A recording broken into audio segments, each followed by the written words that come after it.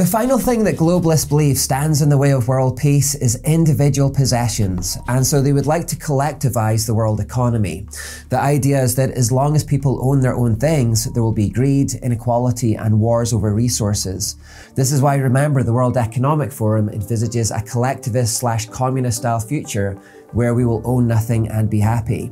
Merriam-Webster defines communism as a way of organizing society in which the government owns the things that are used to make and transport products, and there is no privately owned property. That's what the elite globalists want, and that is the fullest expression of their far-left collectivist dream.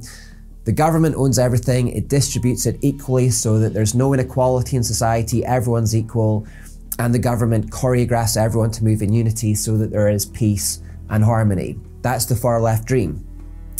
Now, have human beings ever been happy under such a collectivist system, though? No. Never. Extreme collectivist societies have been responsible for more misery and deaths since their first implementation than all the other ideologies put together. Indeed, as I've already said, wherever collectivist societies have existed, the government has had to build walls around it and put barbed wire around it to stop people escaping. Now, there are many reasons why communism/collectivism always fails and why it always spells misery for people who live under it. I'm going to highlight 4 of those reasons in this episode. And the first and most significant reason why collectivism fails is that it is simply incompatible with human nature. Human beings are not worker ants. We are not cogs in a machine. We are not pawns whose lives exist merely to be choreographed and moved around by government officials to suit their own purposes. It might make society more cohesive if we were, and it's true that there would be peace if we all had exactly the same thoughts and values, and if we could be programmed like robots to move in exactly the same way in unison. But the fact is that we're not, and we don't. Instead, we are all gloriously unique individuals with our own thoughts, our own opinions, our own voices, hopes, and dreams, who have this innate desire to express them and to live free. No amount of coercion, training, or force will ever knock that out of us. Indeed, throughout history, people have never fought more consistently or more passionately for any other cause than freedom.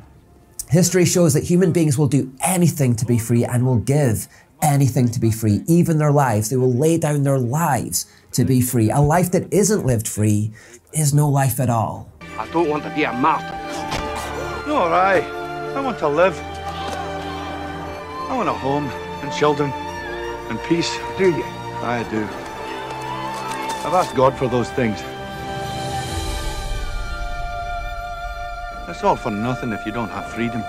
Communism then, because it denies this essential human desire for freedom, can never stick long term.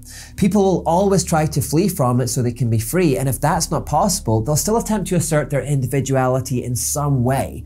Even within the confines of the system, it's just innate to human beings to be free and to be an individual.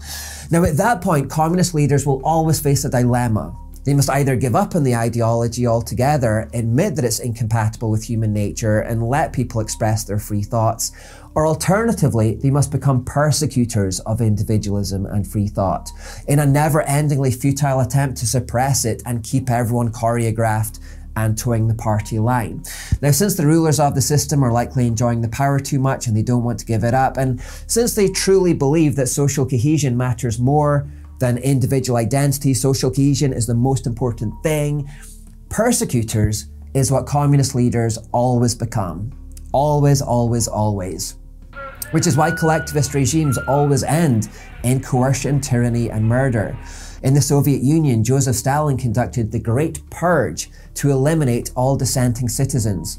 Also known as the Great Terror, it's estimated he killed around 750,000 people between 1936 and 1938 because he believed the collective mattered more than the individual.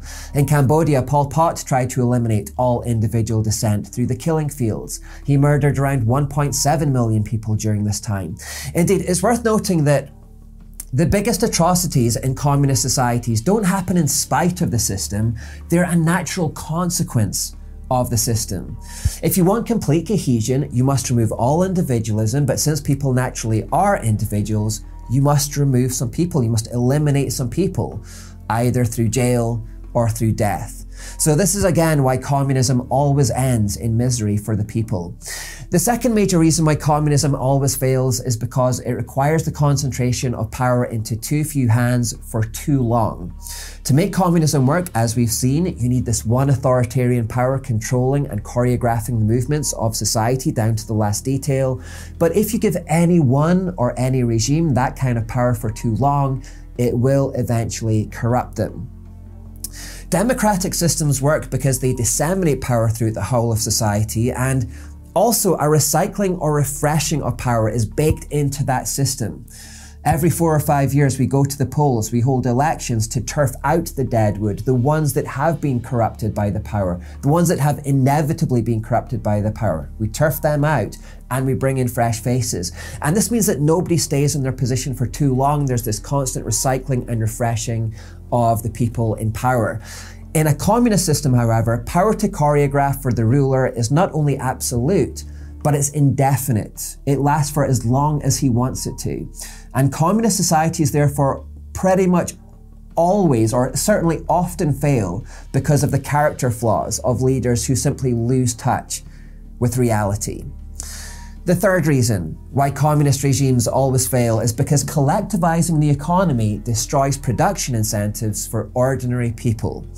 Under an individualistic system or a free system, the harder you work and the more you innovate, the bigger your rewards are going to be. So there's incentive to work hard and to innovate there.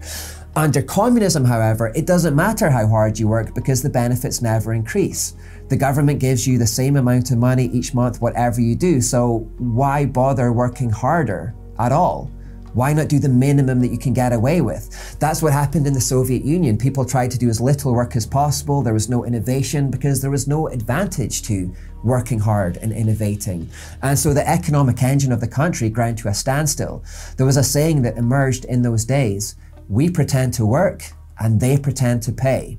Communist nations will always become unproductive and lack innovation, and the economic system will always fail because of these reasons. A fourth problem, and this is the final one that I'll talk about in this episode, a fourth problem enters the mix in communist societies. A capitalist free market economy works because it conveys vital information to both producers and consumers through the price system. Market prices tell producers how much people value their product and therefore how much they need to make and how much they can sell it for. Under a socialist central planning system, however, there's no substitute to convey all of this vital information. And as a result, socialist central planners tend to produce the wrong things in the wrong quantities.